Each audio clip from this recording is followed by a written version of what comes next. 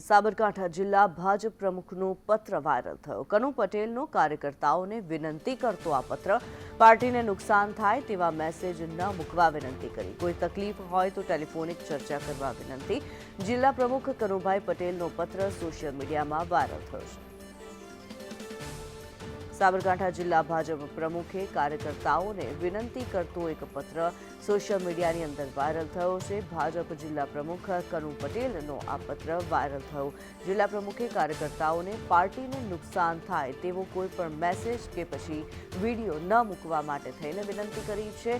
ભાજપના સંદેશ પ્રમાણે કાર્યકર્તાઓને પણ કોઈ પણ તકલીફ હોય તો જિલ્લા પ્રમુખને ટેલિફોનિક ચર્ચા કરવા માટે થઈને કહેવામાં આવ્યું।